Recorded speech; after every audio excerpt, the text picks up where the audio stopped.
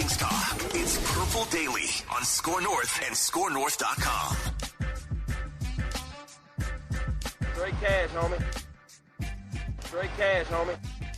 Ah, yes. Welcome in. Daily Vikings entertainment here on Purple Daily, where we just want the Vikings to win a Super Bowl before we die. And today, you all have a special treat. For the second time, it's Macadac's Camp Notes. No. That's right. Football. A special treat for all of you. Football. Judd and I were Out there sweating yesterday. inside the rope, sweating in the. Dude, that was a long ass practice. They went like a half hour beyond the scheduled end time, and it was physical. They play on Thursday, so my guess is because they're scheduled for a night practice in the stadium on Tuesday night, which is tonight. My guess is that's scheduled for like an hour 45, and I bet they don't go as hard. So I bet he was trying to cram in a lot. Yeah. There was. I mean, they had like 3 or 4 different pretty intense, like team practice sessions. I think there was maybe a 2-minute thing that they tried to get into. It's hard to tell because where we stand, like the inside the rope sort of media area is behind one of the big digital boards that I think they'll put a clock on there and stuff. So no, that's a replay board. So like they watch the replays on that one. No, they put a few situations up on the scoreboard in the corner, and I saw one that they ran the first and second. I don't know if Jaron Hall got involved in this. Was a 4-minute offensive drill, but yeah, they did a lot of work. They clearly were trying to cram in as much as possible to give themselves a little bit of time, I think, before the game on Thursday. Yeah. So we're going to get into, I've got about, 8, 9, 10 different sort of categories here of camp notes. And Judd, you can flank me because we stood next to each other for 2.5 hours watching football practice. But these camp notes are presented by our friends at TCL, which has award-winning TVs for any budget, any space, all with stunning picture quality. TCL makes more than just TVs. They offer mobile products, audio devices, and home appliances. TCL brings you joy and simplicity through innovative technology. You can learn more at TCL.com. And a shout out to our friends, too, over at Federated Mutual Insurance Company. Federated's been such an awesome supporter for us as we've been growing our business here at Score North, Purple Daily, over the last few years. And they've been a great partner for businesses going back to 1904 inside and outside the state of Minnesota. Their corporate culture is grounded in equity, integrity, teamwork, and respect. And those 4 cornerstones create the foundation that supports all interactions and decision-making for Federated. Federatedinsurance.com, where it's our business to protect yours. I think my favorite part of camp yesterday, I told this to Judd. Declan, I don't think you and I talked about this during our 3 hours of bonding at Monday Night Raw at Target Center. Yeah. I'm still chasing the high from the Cody Rhodes entrance. God. It was sometimes, you go and it's Monday Night Raw and, there's things to nitpick. It was one of the best Monday Night Raws of the entire year so far. It was fantastic. Easily. It was What awesome. was the surprise? So LA Knight being there, he's a Friday Night SmackDown guy, not a Monday Night Raw guy. He was there on a Monday night to start a feud with The Miz. And so they got into a great promo battle. What else? Well, I guess Shinsuke Nakamura turning on Seth Rollins was kind of a We're going to get a little bit of a probably mini feud there. And then Chad Gable, Judd. So Chad Gable's from Minnesota. He went to St. Michael Albertville area, was a stud wrestler there in high school. And we actually sat right behind his parents at the show. Literally, they were in front of us. And Gable won a fatal 4-way to be the number 1 contender for the Intercontinental title held by Gunther.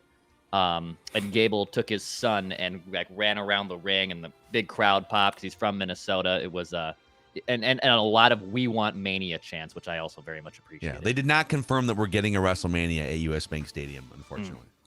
Yeah. So Joe, we'll get you out next time. I know you were busy last night. I'm next time I'm all in. Okay, we'll get you. But my favorite part of training camp yesterday, I was standing next to a really nice security guard, sort of like on the side of the fields, and we're just like talking about, we're observing practice, whatever. And he kind of leans over. He goes, "Hey, let me ask you this." And he has no idea. Like, I'm just some yokel who's watching practice. He has no idea that I like talk about the Vikings on a podcast, whatever. He goes, "Yeah, let me ask you something. what's up with all these people hating on Kirk Cousins? And I was like, yeah, all those guys who criticize Kirk Cousins, what's up with those people? Yeah, I agree with you for sure. And I said, well, I mean, let me play devil's advocate for a second. Don't you think there's a difference between Kirk Cousins 5 years ago and maybe Kirk Cousins now? And we had a great back and forth about it. But, I would have been like, gotta go. See ya. I don't know what you're talking about. I gotta go. I gotta go here. I gotta go that way. So, okay, camp note number 1 here. Speaking of Kirk Cousins, I think, and you tell me, you've watched more practice than I have. This is my second one in the last week, just being there for the full practice. I think the offense looks like it's having a hard time processing Brian Flores' defense. Just with all the moving pieces. Also, just Marcus Davenport looks like a beast early on here. Danielle Hunter mixed in yesterday more than he has, since coming off the contract hold in. It feels like Cousins, Mullins, and Jaron Hall when he gets in there. And even some of the running backs trying to figure out, like, okay, where am I supposed to go here as they're sending extra men? It just feels like the offense is it's very fast for them right now, what's happening defensively. Is that a fair observation? I think so. And we saw a little bit of that just, in fairness, we saw a little bit of that at times last summer as well. And that was Ed Donishell, obviously. But, the one thing that stands out to me is, and it's not just Kirk and the first team offense, Nick Mullins is struggling too. And what we're seeing, in my opinion, is this. It's Brian Flores essentially, and rightfully so, saying, I got to get my guys set. So, I can't be giving you, the looks that you want. Kirk talked about this pretty extensively in his press conference last week too. And that's where he said, at times I'm trying to beat the defense, but I'm not going to see this defense again. And then the coaches are like, you don't need to win practice. You just need to get through your progressions and operate. And so there was definitely, I felt though, a sense of flustered during the course of the practice on Monday. And yeah, the defense is going to throw a ton of looks, and it's exciting to watch because I think it's a potential precursor to a unit that should be greatly improved. But there was no question. Kirk threw 2 picks, I believe, in team drills, both picked off by Juwan Williams on Monday. Nick Mullins threw 2. So, yeah, I would agree. It looks like, and this is part of the problem, it looks like the defense is getting to the quarterback. They obviously can't sack him, but they're getting to the quarterback fairly quickly, which, to go back to our conversation on the scoop session that we just did with Doogie, I think we're seeing why they probably had Dalton Reisner on speed dial as well, because I'm not sure about you, Phil, but it seemed to me a lot of that pressure was coming from the interior. And you cannot repeat last year where, in week 5, Kirk's ribs are a mess. You've got to keep him somewhat healthy or you're going to be pressing your luck. So I agree with your assessment. Yes, the offense looked under duress. Yeah. Yeah, some of the interceptions are, they're just they're either rushed throws or panicked throws, but then again, I don't know how you deal with that if you're trying to set up your offense and you're trying to install things and you're trying to go through your progressions. It's like I used to cover baseball enough, watched a lot of spring training batting practice sessions where, they would bring a pitcher in for live pitching and the hitter is just trying to get his timing down. So there'd be times where, okay, I'm just looking to hit a fastball now or time up a fastball. But then the pitcher's also working on his breaking stuff. And this happens in spring training games too, where you'll see a pitcher go out and just get rocked in an inning of whoa, what happened to, Duran or whoever, pick your pitcher. Well, he was working on his breaking ball because it's a spring training game. And so he wasn't really worried about how do you cope with that if you're Kirk Cousins in the offense. And on one hand, you're trying to solve the riddle of, where do I slide the protection? Who's coming? Who's not? What's my hot route here? But maybe your goal in that practice is to just get through the plays. Right. Without worrying about that's exactly a hot right. route, I think that, again, this is going to come back to why the joint practices are going to be so important, right? Because like that's going to be looks that are looks that you're going to see, because the Flores defensive process, I don't know, is super common. Like Kirk said last week, I basically am not going to see a lot of these looks against opponents. So I think we could take what we saw yesterday and really have far more judgment once those joint practices take place, because we're not going to see the players from the first team, I don't think, on Thursday.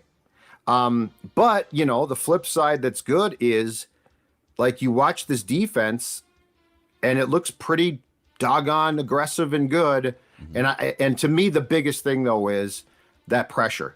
Like, how do you've got to be better against the pressure in pass pro than what we saw probably interior wise consistently last year. And if there was one takeaway for me yesterday, it's that you've got to improve that. You've got to make sure that holds up better. So sort of along the lines of like the positive on the flip side, like you said, my next note is, it's kind of a joint note here. Danielle Hunter is now working much more with the full team in the full team drills. He definitely snagged at least one sack that I saw when he mixed in, and his cohort Marcus Davenport had a couple of sacks in team drills and continues to look really impressive from what I've seen so far. So those guys together, and there was even a moment at some point in the last couple of days I saw someone report that Danielle Hunter was working with Marcus Davenport. You might have had that observation yesterday too. Oh, it was right here. Right here? Okay. This guy with two thumbs right here. Who's got two thumbs and exclusive observations? And watches practice. So those guys, just especially because we've seen more of Davenport in the practices so far, look really impressive in this defense early on here. Dude, I must have seen Davenport in the backfield 6 different times yesterday. He's just you can tell why he's tantalizing and why the Vikings are intrigued with what he can do beyond the one sack or whatever he had last year. I'm not saying it's going to be a good thing if Davenport is one and done on a prove it contract here, but it sort of is, because I think this is all about, like, after coming off what I think is clearly with the Saints a disappointing year, Phil, like, I see this as his chance, especially now paired with an elite edge rusher in Hunter. I see this as Davenport's chance to really get a contract. And it might not be here, but if you can crush for a season and cause problems. And I also like the fact that Flores is again doing what we thought Donatell was going to do. He's mixing up the fronts. There's packages where it's like Wanham, Hunter, and Davenport all on the field together, and 2 of them are side by side.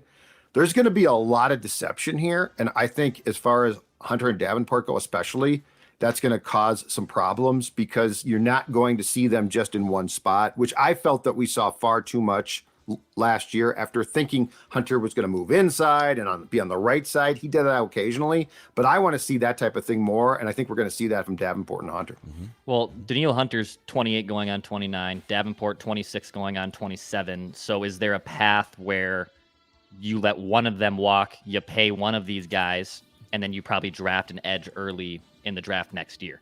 Sure. Absolutely. You definitely need to draft an edge early at some point here, but you also need to draft a quarterback at some point, maybe. Yeah. Although they might, let's say Kirk just lights the sky and says, you know what? I want to make money, but I'm not going to be, I don't need to be like a top 3 highest paid quarterback anymore. I'm fine. I've made $250 million. It would maybe change some of the things that you would do here. But if you look at the things that they have to pay beyond this season, Jefferson is going to get paid. Hawkinson's going to get paid. Darrisaw is going to get paid. And then to Dex's point, they don't have an elite edge rusher or even a top edge rusher under contract beyond this year. Yep. So they're going to have to either pay 1 or 2 of their interior guys or go get a free agent or sort of start over with a first-round edge rusher. It's an interesting conundrum. If they get to the win total that we expect, I don't think they're going to be in a position probably unless they trade way up to take a quarterback first round. Edge rusher is a different story. So, like, I think that there's a very good chance. I would not be surprised if their first round pick is that position, because I don't know that they're going to. I think they're going to be too good to be in a like primetime quarterback draft position. Don't you? Yes, I mean, Unless they make a trade. Or unless there's an injury or something. I mean, there's ways to move up. But okay, my next observation: Christian Darrisaw appears to have tweaked something. Did we get any clarification? They certainly don't. No, and they didn't talk after they don't talk after that practice, so we don't know. But he definitely in the one-on-one drills, it looked like it might have been midsection, and he did not practice after that. So he came out and. They just and I think after that too, the offense was even leakier, obviously, along the offense. Like now you're without Darrisaw and Brian ONeill, who I have an update on for you. Mm-hmm. Brian ONeill is progressing, I would say. So what he was doing yesterday was he was in full pads, everything, and he was doing some one-on-one work off to the side. He was doing like some individual stuff, but then he was doing some one-on-one like hand fighting stuff with Danielle Hunter too, and they were kind of talking to each other, whatever. And then when they got into the 11-on-11 team stuff, ONeill with the first team offense would stand in the huddle. So he'd take in the play just like he would. And then they would, and Oli Udoh is the backup right tackle. So he'd be in there. Right. And then all right, ready, break. And then ONeill would trot off to the sideline, which isn't, I mean, it's not like running from the middle of the field. Yeah. It's like he just ran off like 20 feet. Get those and then Oli Udoh would get the physical reps, but Brian ONeill would get the play, mental rep, go over, and he would even like sort of shadow. He would line up as a tackle on his own and kind of shadow the one disconcerting thing though was yes, that put 12 men in the huddle. That was the referee should have been flagging that. That brought back a lot of flashbacks to Vikings. No, get him out of the huddle. What's he doing? It's 12 men in the huddle. Never again. These refs, so they do bring in refs. I don't know if they're like local high school or college refs or whatever. And it is funny. They're told to like call stuff, right? If you see someone getting handsy on defense, you should throw the flag. But there was a time, I think it was last Monday, when Kevin O'Connell.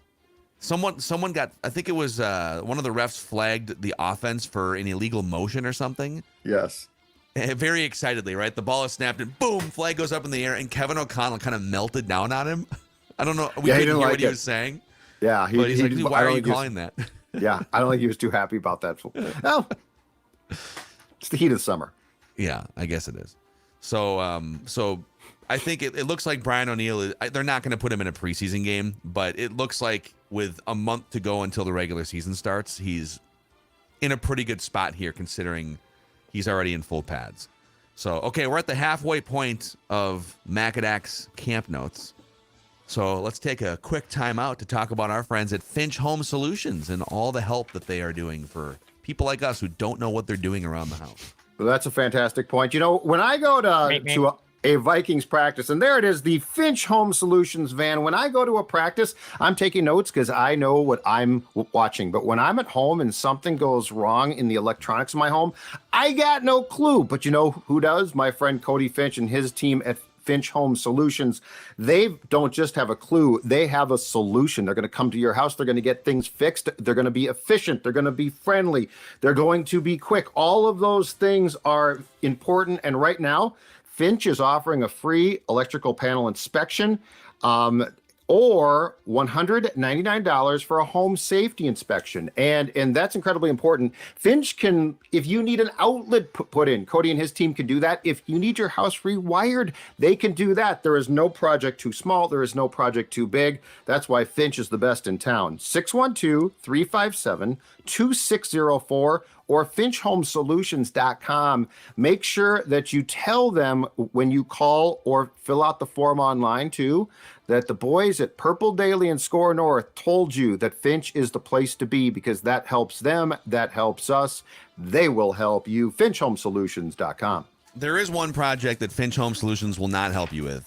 What? Your manscaping. That's right. Oh, that's like, okay, touche. Good point. And I have, from our friends at Manscaped, a new toy. I have the handyman here, gentlemen. Whoa. I have the handyman. Look at this nice little, it fits in the palm of your hand. And, old whiskery Dex tweets here, he's not like the other boys on this show. He can't grow a nice, big, thick beard. But what he does have to do is trim up some of this little stubble that happens. And it's nice to have, just a little guy here to take care of things. All right, it's nice. Oh, that's like in the barbershop. That neck beard cleaned up. That neck beard, that's nice. Phil sat awesome. next to me for 3 hours. He didn't say anything about my neck beard hairs. At least he didn't say anything to my face about them. And that's probably because I have the handyman at Manscaped. It's perfect for travel as well. And when you go to manscaped.com, promo code PURPLE will get you 20% off any product plus free shipping. Go to manscaped.com, use promo code PURPLE in checkout for 20% off plus free shipping from our friends at Manscaped. You know, one cool thing we're also doing today here before we get back to the camp notes, we are unveiling another section of the Score North shop. So when you go to scorenorth.com/shop, there's obviously the merchandise wing, which includes the Before I Die shirts and Victory Mondays. But now we have a collectibles wing, which includes all sorts of amazing signed merchandise. So I think one of the things that popped up here for the YouTube audience was a signed Justin Jefferson spotlight catch. This is a framed photo of Justin Jefferson with one hand snagging that famous catch against the Buffalo Bills, signed and professionally framed. And they have more than one available. It would fit behind you. It'll look great right back here where Joe is or Bobby Orr. How about that right there? Boy, that'd be a nice gift for me. All you have to do is go to scorenorth.com/shop, click on collectibles.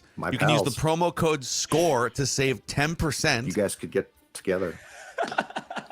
You guys could get together and buy it, so it could be right back there. Look at that. Who wants to put a group together to buy things for Judd at scorenorth.com/shop? That's right. Just deck out Judd's home office. That's what this entire collectible store is for. This is awesome, you guys. I'm looking at this. This is great. They have a Slapshot jersey. Your favorite movie, a Slapshot jersey signed by the cast. They've got a Philip Gustafson signed street hockey goalie helmet with inscription, and it looks like it's really, really cool. There's a lot of nice stuff here. Yeah, this is it's pretty awesome. So we're excited about this, and hopefully you guys find some stuff that can fit your man caves or gifts for people, whatever it is. Use the promo code SCORE to save 10% on all products site-wide. So back to the camp notes here. Back from we're going to go from decorating Judd's home office. I'm excited for what's going to be showing up on my doorstep. So defensive back update. By my tally, we had, I didn't catch all the interceptors, but Joanne Williams had 2 interceptions. I think both of Kirk Cousins. Yep. Lewis Seen picked off a tip pass. He had a diving interception on a tip pass. Of Mullins that was for Josh Oliver. Yep. Josh Oliver tipped it. What were do you have the details on the other 2, I think, interceptions? I have one more, Troy Dye. Troy Dye had I think it might have been a red zone pick. It was a nice pick. And Troy Dye was getting, if I'm not mistaken, Troy Dye, for the first time that I've seen, was getting a little bit of first team run as well. Brian Flores clearly is not afraid to mix things up, which I love. Like Jordan Hicks didn't take part in some of team, and it was Pace and Asamoah, and then Dye got some run. Like he is clearly explored. There's more competition than I expected, which I love. Yeah. And there should be. This was the worst defense, one of the worst defenses in the league last year. There should be very few. No, they got rid of half the guys, but there should be very few solidified spots. The other thing I noticed a couple times in the one-on-one drills, so when it's just defensive back versus pass catcher, Byron Murphy Jr. lined up on Justin Jefferson a couple times and blanketed him. Mm-hmm. I mean, so some of the deep stats like Pro Football Focus the last couple of years would say, Byron Murphy Jr., not the best overall cornerback by any means, but very good in single coverage. So watching that sort of play out. Now, Justin Jefferson is mostly getting the best of almost everyone that he lines up against. But for Byron Murphy Jr. to have some really good reps one-on-one against the best wide receiver in the world is very encouraging because he's going to have to be lined up in single coverage a lot in this defense. So I thought he had one where he literally he blanketed and then cut the route off on the inside and knocked the pass down. And that's pretty much the best job you can do on a guy like Justin Jefferson. Just if I had to guess right now, I think the Vikings corners are going to draw some flags, but I don't mind the approach. Like I think if the choice is just get beat or you know what, take a shot. Yeah, I'd rather take a shot. So Xavier Rhodes was kind of like that, you know. Oh God, he was really like that. Xavier Rhodes. Yeah. Yep, absolutely. All right, let's see what's next here in the old notebook. Okay, Dwayne McBride, he's still getting run. You know, they're mixing him in, but I was talking to some of the guys that, and you've said this too, that have been out there covering on a daily basis, like our guy Andrew Kramer from the Star Tribune, Alec Lewis from The Athletic, and everyone's pretty much in agreement that Dwayne McBride fumbles too much. Mm-hmm. And even yesterday, a play stopped, but you can tell it's a thing, and you can tell that the defensive players know that it's a thing, and so even after the whistle, he'll still be like cradling the ball. They've told him, dude, walk around your freaking house and cradle the football. And defensive players are just pounding at it, trying to get that ball to come out. So that would probably be a thing that, especially if he drops one in a joint practice or a preseason game, that would just end your chances of being on the 53-man roster. So, yeah, that's my observation, is that Dwayne McBride seems to be fumbling way too much to make the team. And he had a really rough practice on Saturday, and the same exact thing took place. He got done with a run. He went down, but then he got back up to like, you know, try to complete the play in his mind, and he immediately got stripped. Yeah. So, yeah, you're exactly right. I think he's a practice squad guy. So, like, the more I watch. Ty Chandler's been the one that's been... Hey. Go no. That's what I think. Practice squad. My wall here. Can you guys give me some of this stuff? For practice squad. You know, you need stuff on your wall. Don't you mock me. Look at my wall. I got Met Stadium. I kind of like Joe the asylum Mauer, in here. Bobby in fact, Orr, got the I came home a little late last night. And old Dex tweets had to pass out on this bed for a few hours, so I was even sleeping in this asylum. Whoa. I was a good boy. She was sleeping, and I was like, I'll just go sleep in the other bed. It's fine. Vinny didn't even come around with me. It was okay. It was all right. Yeah. But Ty Chandler's been struggling in pass pro, right? That's kind of the reason. I know they've released the unofficial depth chart. Technically, I guess if you want to go off of it, Ty Chandler's RB3 in that department. But clearly, I think Seifert had the note that he's getting a crash course basically in pass protection. Yes. Mm-hmm. Yep. That's a thing that, like, pass protection's hard to quantify, but it's usually the thing that prevents young running backs from getting put on the roster. That and fumbling, right? If you can't figure out, all right, this is based on this look, I need to be crossing over this way to pick up this linebacker or whatever. Like, that's a hard puzzle to figure out sometimes. Yes. Okay. Next point. Oh. I was just waiting for you to go. Okay. I was sitting here. I'm listening, and I agree completely. Did it not look like Jeb was going to go there? It looked like you wanted to make No, I was just sitting here like this. Okay. And you're doing a great job. I like the camp notes. See, it's not always incumbent on me to carry the camp notes, and you were out there and you took a ton of good notes. Yeah. I'm actually going to throw it to you for my next camp note because you had written statistics on the kicker battle yesterday. I will say my note is Greg Joseph missed another field goal wide left, and I think it was from inside 50 yards wide left yesterday. Yes, it was. Okay. What stats do you have? So so Greg Joseph attempted 6 kicks. It's Podlesny, right? Jack Podlesny. Yeah. He attempted 5 kicks. Okay. Greg Joseph from 32. Good. From 40. Wide left. 40. Wow. And then from 37, 45, 48, and 50, all good. So he missed wide left. I think every kick he has missed, if I'm not mistaken, in training camp practices so far in what's been the kicking competition has been wide left, which is interesting. The kid Podlesny, 32-yard field goal attempt, good. 42-yard, good. 45-yard, good.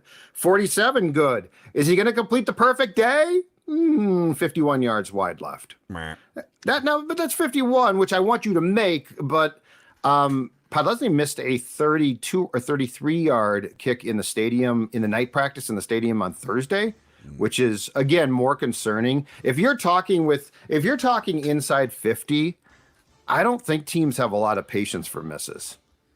Well, but they missed too many 50-yarders last. I think 50-yarders in the NFL now are not just throwaways. But aren't you more alarmed? But aren't you more alarmed when it's inside 50? Yeah, I think especially because extra points are now iffy, being from 15 yards further out. So it doesn't seem like either one of these guys is Adam Vinatieri in his prime at this point. I think that's let's add that to the list of camp notes here, that the Vikings do not have Justin Tucker on their football team. Was Pod Lesney the one that missed that just horrible kick because he was with Georgia, right? Yeah. Didn't he wasn't there an obnoxiously missed kick in the BCS title game or one of the big last season games? Look at you, Mr. College Football. This is impressive. That's when I was at the Iowa Sportsbook, and I remember watching that, just being appalled how terrible that kick was. How much money he cost you? He missed so this is a couple of years ago. He missed a 36-yard field goal in a game. It's like September. This is September of 2021. Georgia kickers scare me. So yeah, Blair Walsh. Isn't that? It's Blair Walsh, right? Blair Walsh, yes. So they scare me. So, I don't know. Well, someone's going to win this kicking job, and either way, we're going to be nervous as bleep the first time he lines up for any sort of meaningful kick. Oh, it was Ohio State. It was Ohio State, the Peach Bowl. That's what it was. Okay. Against, yeah. That's what it was. Look at you. My final camp note for you guys, you just alluded to the unofficial depth chart. So it's funny because the Vikings have to release this before the Seahawks game. Every team has to release a depth chart, but they're calling it an unofficial depth chart. Mm-hmm. But isn't it, if the team is releasing a depth chart, doesn't that make it an official depth chart? Like, why is it unofficial? I think it is more appropriately, it should be called the deception depth chart, because there's a lot of deception on this depth chart. Yeah, it is. Well, I'm just kind of going through here. So KJ Osborne is the number 2 wide receiver right now. So it lists starters and then backups. It doesn't list, at least what I'm looking at, doesn't list first teamer, second teamer, third teamer, fourth teamer. Correct. They've got guys tied together. There's a lot of ands.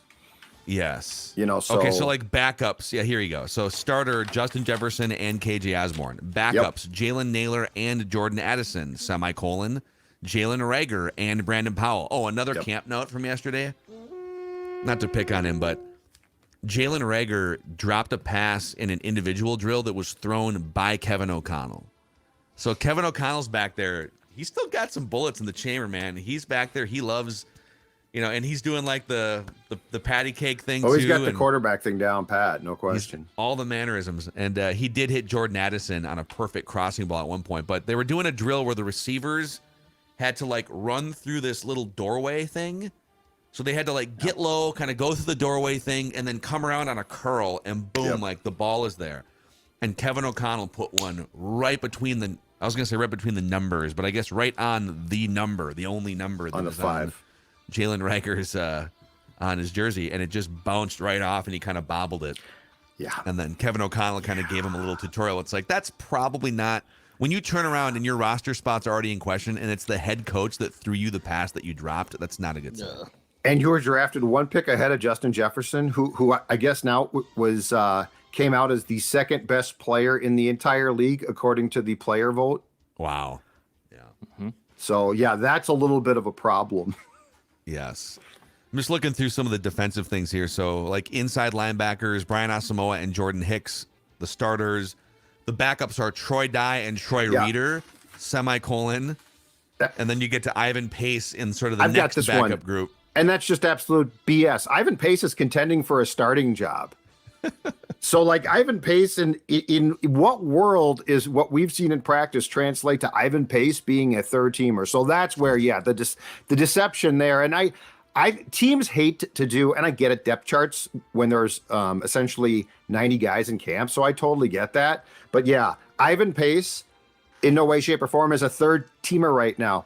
Maybe a second, but I mean, he is vying right now with Asamoah for that starting job. And the corner one is funny too. So starters, Byron Murphy Jr. and Caleb Evans. Mm-hmm. Backups, Andrew Booth Jr. and Jawan Williams, semicolon. Mekhi Blackman and is it Kalen Barnes? Yeah. Semicolon. But Mekhi Blackman is, by your account, the starting outside corner in nickel right now. So. I've got notes here on this with the deception actually highlighted. Yeah. And by the Blackman one, I've got BS written down. Just so I remembered. It's BS. Full of crap. I think he's going to start. I think Blackman's going to start. I don't know. I think he's going to move further back on the depth chart the next time they put. They should do that. They should just keep sliding guys back. He was cut, actually. I'm not sure. So there you go. Those are Magadak's camp notes here from the Monday 2.5-hour epic long practice session. It was fun. We chatted with some Score North and Purple Daily listeners yesterday, and Dex and I did too at Target Center and at the surrounding bars nearby. So it's always fun when you guys come up and want to talk sports and chop it up. So don't be shy at Vikings training camp. Come say hi to us if you see us. There's a security guard even on the floor that said, Maggie! I didn't hear him. Security guard. Like I know. I blew him off. Yeah, you're the worst. Sometimes people yell and you're not sure if it's your name. Yeah. And there's nothing worse than like stopping to like soak in the adulation. Yeah, and it wasn't your name. I did. And you just feel like an idiot. Because I've had things and Judd, and I can barely hear Judd. And I'm like, is that Judd, or are they yelling at like Justin Jeffrey? And so I just sort of like, I'm not going to assume that this is about me. Is that Judd, or are they yelling Dud? Who are they? Yeah, exactly. Well, or just anything, Or are they yelling Kirk? I can't figure it out. It's hard to. Well, sometimes it's a lot of noise coming from the same area, and then I sort of like back off. I don't mean to be rude, but I also don't want to assume that I am being yelled at. No, you don't want in to a be, positive way. Yeah, exactly. You're a modest guy. So, all right, that's your camp notes for the day here. If you guys could click the subscribe button and the like button on the Purple Daily YouTube channel, you can help spread the word about this awesome community you are helping us build, and we'll catch you. We're going to give you a bonus episode because Judd has an updated 53 for you later today.